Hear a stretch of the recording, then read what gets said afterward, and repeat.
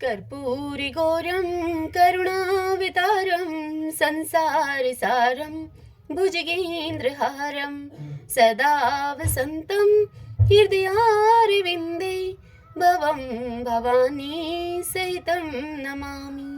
भवं भवानी सहितं नमामि। श्री शिवाय नमस्तोभ्यम। फागुन मास महात्म्य के अध्याय 10 की पावन कथा में हम आज सुनेंगे हिमवान के द्वारा कन्यादान, बारात का भोजन और विदाई, शिवजी की महिमा तथा कुमार का जन्म। आज हम इस पावन कथा का रसपान कर रहे हैं। सर्वप्रथम भगवान शंकर का स्मरण करते हुए आप सभी मेरे साथ बोलिए, श्री उमा महेश्वराभ्याम नमो नमः। भगवान शंकर माता पार्वती की जय। लोमश जी विप्रगणों से कहते हैं कि हे ऋषियों, तदंतर ब्रह्मा जी की आज्ञा से हिमवान ने कन्यादान किया। ददामी परमेश्वर आर्यार्थम प्रतिग्रहणीश्व। हे परमेश्वर, मैं अपनी यह कन्या आपको धर्म पत्नी बनाने के लिए अर्पित करता हूँ, कृपया करके आप इसे स्वीकार करें। यह वाक्य बोलकर उन्होंने अपनी वह कन्या भगवान शंकर को सौंप दी। फिर कमल के समान नेत्रों वाले वे दोनों दंपति अर्थात वर और वधू वेदी के बाहर लाए गए तथा उन पार्वती और परमेश्वर को बाहर की वेदी पर बिठाया गया।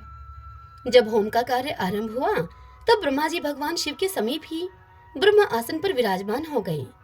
हवन पूरा होने पर ब्राह्मण लोग शांति पाठ करने लगे। उस समय उनकी बड़ी शोभा हो रही थी। उच्च स्वर से बोले जाने वाले वेद मंत्रों की ध्वनि से वहां की संपूर्ण दिशाएं गूंज उठी। तत्पश्चात देवांगनाओं ने महादेव जी की आरती उतारी और ऋषि पत्नियों ने उनका पूजन किया। गिरिराज हिमालय के घर की स्त्रियों ने उन स्त्रियों ने भी वर की आरती उतारी। संगीतज्ञों में कुशल गंधर्वों आदि ने अपने गीतों से तथा महर्षियों ने अपनी स्तुतियों के द्वारा भगवान शिव को बड़ा प्रसन्न किया। उदार चित्त वाले गिरिराज हिमालय ने अत्यंत संतुष्ट होकर ऋषि, गंधर्व, यक्ष और वहां पधारे हुए अन्य लोगों को भी बहुमूल्य रत्न भेंट किए।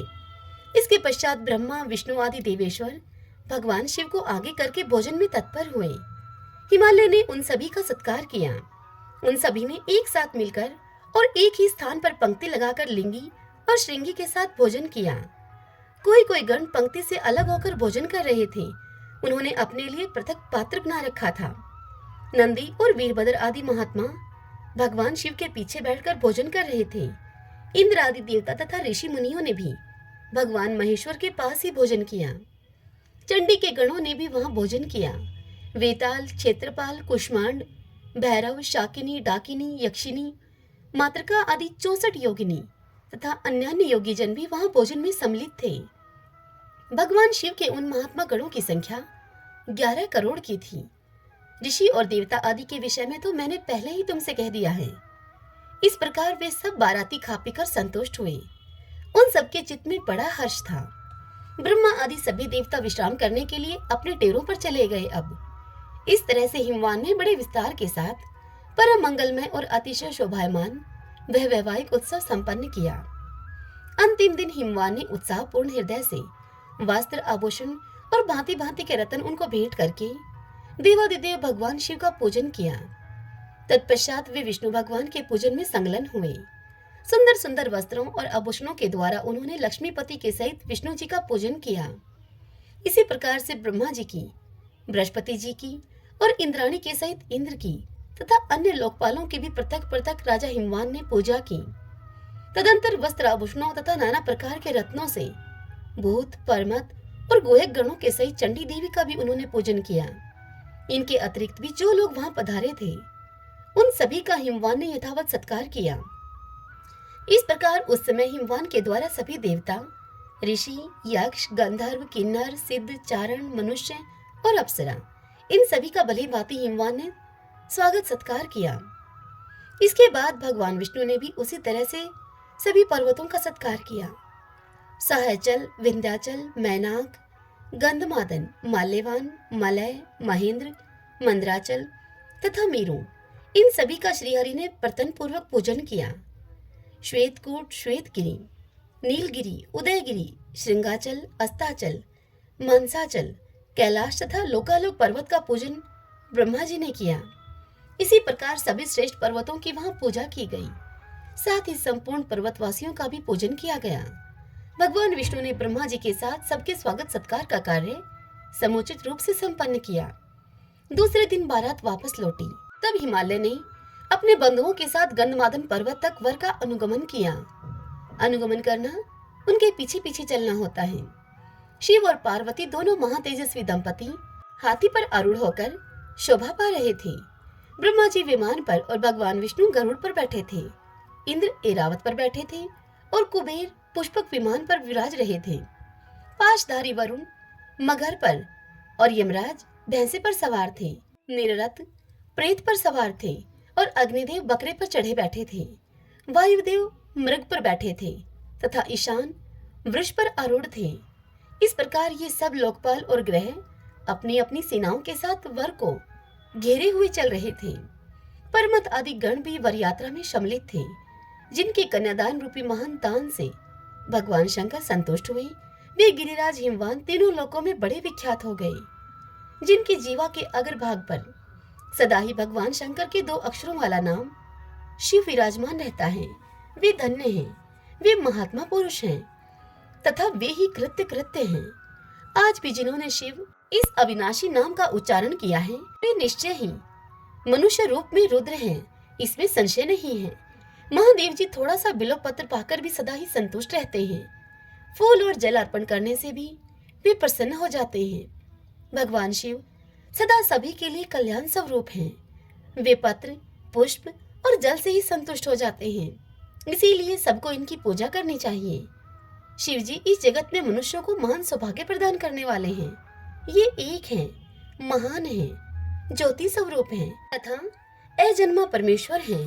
महात्मा शिव कार्य और कारण इन सबसे परे हैं। ये व्यवधान शून्य, निर्गुण, निर्विकार, निर्बाध, निर्विकल्प, निरीह, निरंजन, नित्य युक्त, निष्काम, निराधार तथा सदैव नित्य मुक्त हैं। ऐसी महिमा वाले देवादिदेव विश्वबंधु भगवान शिव का सब देवताओं ने पूजन किया। शिव जी सर्वज्ञ हैं। वे स्तुति, ध्यान, पूजन और चिंतन करने पर सबको सदा सब कुछ देने वाले हैं। महादेव जी की आराधना से ही हिमवान उस समय सबसे श्रेष्ठ, सबसे महान, संपूर्ण सद्गुणों से प्रसिद्ध, सर्वगुण संपन्न महात्मा विश्वेश्वरों के लिए भी वंदनीय तथा समस्त पर्वतों में श्रेष्ठ हो गए।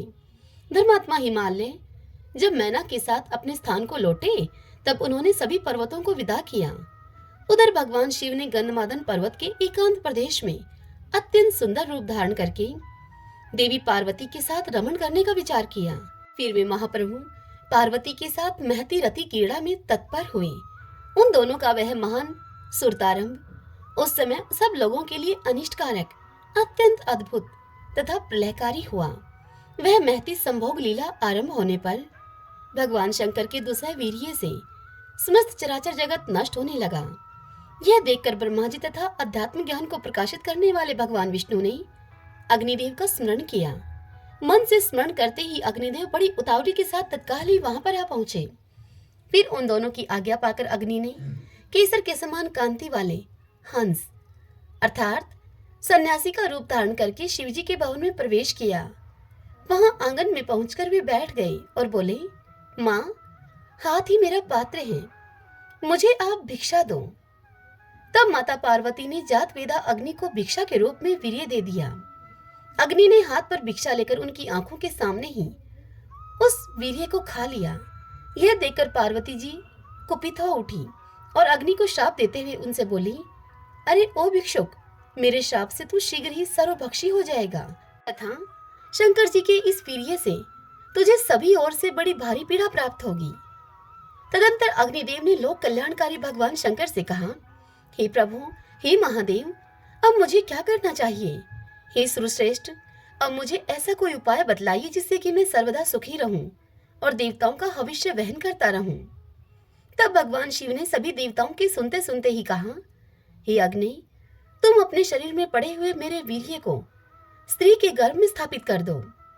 यह सुनकर अग्नि ने उनसे कहा कि भगवान, आपका तेज तो तुषय है, इसे प्राकृत जन कैसे धारण कर सकते हैं? उस समय नारद जी ने अग्निदेव से कहा, हे अग्नि, तुम मेरी बात मानो।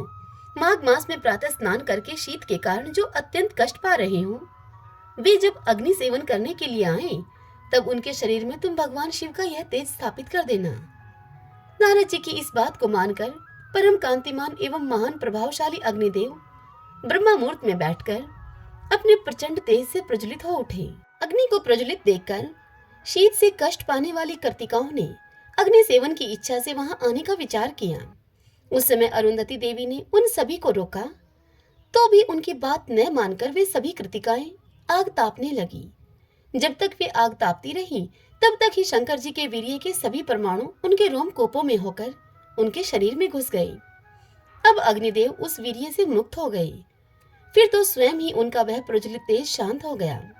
तत्पश्चात वे कृतिकाएं गर्भवती होकर वहां से अपने घर को लौटी। उनके घर लौटने पर उनके पति महर्षियों ने जब उन कृतिकाओं को श्राप दे दिया, तो वे नक्षत्रों के रूप में आकाश में विचरण करने लगी। उसी समय उन सभी ने भगवान शिव के उस वीर्य को हिमालय के शिखर पर रख छोड़ दिया।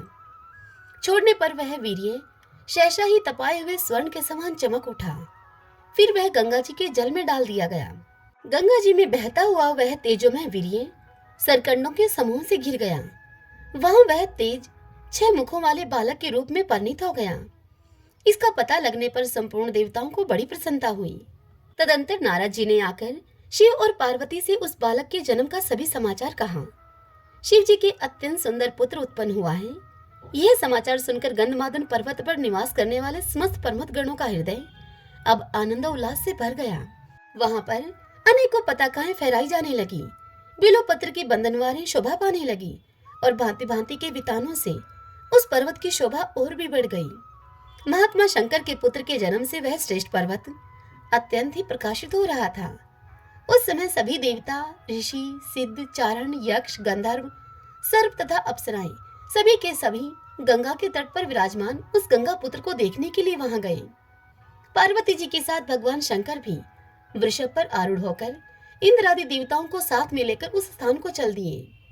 देवता, सिद्ध, यक्ष, गंधर्व, विद्याधर और नाग सभी आनंद में मगन थे। वे शिवजी के साथ ही उनके वरदायक पुत्र का दर्शन करने के लिए गए थे। शंकर जी के समान ही प्रतापी उस गंगा पुत्र की ओर देवताओं ने जब दृष्टिपात किया, तब उन्हें महान तेज दिखाई दिया, जो कि तीनों लोकों में व्याप्त था। उस तेज से घिरा हुआ वह बालक तपाए हुए स्वर्ण के समान बड़ा ही कांतिमान था। उस बालक का मुख बड़ा ही सुंदर था। उसका अंग अंग मनोहारिणी शोभा से संपन्न था। उसकी नासिका की बनावट बड़ी सुंदर थी। वह बालक मंद मंद मुस्कुराते हुए सभी की ओर देखता था। उस बालक के दांत बड़े ही स्वच्छ और चमकीले थे। संपूर्ण अंगों में सुंदरता खेल रही थी। उसके सिर के बाल सभी ओर बिखरे हुए थे। अत्यंत अद्भुत रूप वाले तथा सूर्य के समान तेजस्वी उस गंगा कुमार को देखकर संपूर्ण देवताओं ने उसका वंदन किया। भगवान शंकर के समस्त पार्षद, परमतगण और वीरभद्र आदि उस बालक को दाएं बाएं दोनों ओर से घेर कर खड़े हो गए। ब्रह्मा, विष्णु तथा देवताओं के सहित इंद्र भी उस समय उस बालक के समीप आए थे। ऋषि, यक्ष और गंधर्व भी बालक को सभी ओर से घेरकर पृथ्वी पर दंड की भांति पड़ गए। कुछ लोग गर्दन झुकाए खड़े रहे, कुछ लोगों ने मस्तक नवाकर उस बालक को प्रणाम किया तथा दूसरों ने उन्हें अपना अविनाशी स्वामी समझकर, अविनाशी स्वामी मानकर उनको नमस्कार किया। इस प्रकार वहां एक महान उत्सव छा गया। उस उत्सव में विचित्र विचित्र बाजे बजने लगे। उस अभ्युदय काल में ऋषि लोग शांति पाठ करने लगे। इतने में ही वहां गिरिजापति भगवान शंकर भी आ पहुंचे और देवी पार्वती के साथ शीघ्र ही वृषभ की पीठ से उतरकर उन्होंने अपने पुत्र को देखा। देखते ही देखते पार्वती वात्सल्य प्रेम में मगन हो गई। उनके स्तनों से दूध बहने लगा। वे बड़ी वेग से आगे बढ़ी और कुमार को छाती से लगाकर अपने बहते हुए स्तन का दूध उसे पिलाने लगी। उस समय संपूर्ण देवों और देवांगनाओं ने आनंद मगन होकर पार्वती जी की आरती उतारी। जय जयकार के महान शब्द से आकाशमंडल गूंज उठा। ऋषि मुनि वेद मंत्रों का उच्चारण करके, गायकों ने गीत गाकर और बाजा बजाने वालों ने बाजे बजाकर कुमार का अभिनंदन किया। पुत्रवानों में श्रेष्ठ भगवान शंकर भी उस महातेजस्वी कुमार को अपनी गोदी में बिठाकर अत्यंत ही सुशोभित हुए। श्री शिवाय नमस्तुभ्यं, श्री शिवाय नमस्तुभ्यं। इस कथा को सुनाते हुए लोमशी कहते हैं, हे विप्रगणों, कुमार को अपनी गोदी में लेकर, अपने अंक में लेकर जगदीश्वर रुद्र ने इंद्रादि देवताओं से कहा, शंकर भगवान, देवताओं से बोले, हे देवगणों, यह बालक बड़ा प्रतापी है। इस समय मेरे इस पुत्र से तुम्हें कौन सा काम लेना है, यह बतलाओ। तब संपूर्ण देवताओं ने भगवान पशुपति से इस प्रकार से कहा। देवता भगवान शंकर से बोले, हे प्रभो, इस समय संपूर्ण जगत को तारकासुर से महान भय प्राप्त हुआ है, इसलिए हम आज ही उसे मारने के लिए उद्यत होकर यहाँ से प्रस्थान करेंगे। इस प्रकार भगवान शंकर से यूं कहकर तथा इस कार्य में भगवान शंकर की अनुमति जानकर वे संपूर्ण देवगण सहसा ही वहां से चल पड़े और शंकर जी के पुत्र कार्तिकेय को आगे करके महान असुर अब तारक पर चढ़ आए। इस युद्ध में ब्रह्मा, विष्णु आदि सभी देवता सम्मिलित थे। देवता लोग युद्ध के लिए प्रयत्नशील हैं। यह सुनकर महाबली तारकासुर भी बड़ी भारी सेना के साथ देवताओं से लोहा लेने के लिए चल दिया। देवताओं ने वहां आती हुई तारकासुर की बड़ी भारी सेना को देखा। उसी समय एक आकाशवाणी वहां हुई। आकाशवाणी ने कहा, हे देवगण, तुम शंकर जी के पुत्र को आगे करके युद्ध के लिए उद्यत हो जाओ। संग्राम में दैत्यों को जीतकर निश्चय ही तुम्हारी विजय होगी। यह आकाशवाणी सुनकर सभी देवता अब युद्ध के लिए उत्सुक हो गए। उसी समय कुमार कार्तिकेय का वर्ण करने के लिए मृत्यु कन्या अर्थात देवसेना वहां पर आई। कुमार ने ब्रह्मा जी के कहने से उसे अंगीकार किया। तब से शंकर जी के पुत्र कार्तिकेय जी देव सेनापति हो गए। उस समय शंख, नगाड़े, डंका, ढोल, गोमुख तथा दुदुम्भी आदि बाजे बजने लगे। देवराज इंद्र कुमार कार्तिकेय को हाथी पर बिठाकर आगे आगे चलने लगे। उनके साथ देवताओं की बड़ी भारी सेना थी और लोकपालों ने भी उन्हें सभी ओर से घेर रखा था। उस समय दुदुम्भी, भेरी और तुरिया आदि अनेक बाजे बज उठे। कुमार इंद्र को हाथी देकर स्वयं विमान पर जा बैठे। तब देवराज इंद्र ने कुमार के मस्तक पर वरुण देवता का छत्र धारण कराया, जो कि बहुमूल्य मणियों की प्रभा से प्रकाशित हो रहा था। उसमें भांति भांति के रतन लगे हुए थे, जिससे कि कुमार की शोभा बहुत ही बढ़ गई थी। वह छत्र चंद्रमा की किरणों के पड़ने से अत्यंत ही शोभायमान जान पड़ता था। उस समय युद्ध की इच्छा रखने वाले इंद्र आदि संपूर्ण महाबली देवता अपनी अपनी सेना के साथ युद्ध में सम्मिलित हो गए। अपने गणों के साथ धर्मराज भी वहां पर उपस्थित थे। मरुद गणों के साथ वायु, जल जंतुओं के साथ वरुण, गुहिकों से घिरे हुए कुबेर, पर्वत गणों के साथ ईशान और व्याधियों के साथ निरत युद्ध के लिए आए हुए थे। इस प्रकार आठों लोकपाल युद्ध की इच्छा से मिलकर तारकासुर को मारने का विचार करते थे। विश्ववंद शिवपुत्र सेनापति कार्तिकेय आत्मज्ञों में श्रेष्ठ थे। उन्हें आगे करके सभी देवता पृथ्वी पर उतरे और गंगा यमुना के बीच अंतर्वेदी में आकर खड़े हुए। तारकासुर के अनुचर भी पाताल से वहीं पर आ गए और देवताओं का वध करने के लिए अपनी सेना के साथ युद्ध स्थल में विचरने लगे। तारकासुर भी विमान पर बैठकर वहां पर आया था। उस विमान से तारकासुर की बड़ी शोभा हो रही थी। वह असुर बड़ा ही तेजस्वी था। उसके मस्तक पर छत्र तना हुआ था और सभी ओर से चंवर उस पर डुलाए जा रहे थे। इससे दैत्यराज तारक बड़ी शोभा पा रहा था। इस प्रकार देवता और दैत्य अंतर्वेदी में आकर बड़ी भारी सेना के साथ खड़े थे। उन्होंने अपने सैनिकों के पृथक पृथक व्यूह बना रखे थे। हाथी, ऊंट, भेड़े, भांति भांति के घोड़े तथा बहुमूल्य मणियों से युक्त विचित्र विचित्र रथ भी व्यूह के आकार में खड़े थे। बहुत से पैदल योद्धा शक्ति, शूल, फरसा, तलवार, तोमर, तीर, पाश, मुदगर और पटेश आदि शस्त्रों से सुसज्जित थे। देवता और दैत्यों की वे दोनों सेनाएं एक दूसरे की अपेक्षा से सजकर बड़ी ही शोभा पा रही थी। उस समय देवताओं ने दैत्यों को मार डालने का विचार किया। तदंतर दोनों सेनाएं मेघ के समान गंभीर स्वर में गर्जना करने लगी। महाबली देवता और असुर एक दूसरे से अब भिड़ गए। उनमें घमासान युद्ध होने लगा। बाणों की बौछार से वहां का सारा मैदान रुंड मुंडों से भर गया। कितने ही धड़ उस मैदान में बिना मस्तक के नाच रहे थे। रक्त की नदियां बह चली थी। वह युद्ध बड़ा भयंकर हो रहा था। थोड़ी ही देर में देवताओं और दानवों का संहार करने वाला वह युद्ध द्वंद्व युद्ध के रूप में परिणित हो गया। वायुदेव के साथ धनु कुमार युद्ध करने लगा। जंब के साथ स्वयं यमराज भिड़ गए। बल के साथ वरुण भिड़ गया और पदम के साथ कुबेर युद्ध करने लगे। अग्नि से सनहलाद का सामना हुआ। महाहनु नरर्ती के साथ लोहा लेने लगा। मेघाब ईशान के साथ लोहा लेने लगा और तारकासुर इंद्र के साथ भिड़ गया। यक्ष, पिशाच, नाग, पक्षी, पितृ, व्याधि, ज्वर, सनिपात तथा भूत, परमत और गोयक गण भी अनेक प्रकार के अस्त्र शस्त्रों से युद्ध में संलग्न हो गए। वे सब के सब दृढ़ निश्चय करके द्वंद्व युद्ध में तत्पर थे। कभी एक दूसरे पर विजय पा जाते तो कभी परस्पर विजय पाना उन सब के लिए अत्यंत कठिन हो जाता था। विजय की इच्छा रखने वाले देवता और दानवों में जब इस प्रकार से घमासान युद्ध चल रहा था, उस समय देवता लोग दावानल से दग्ध हुए बड़े बड़े वृक्षों की भांति उस युद्ध स्थल में गिरने लगे।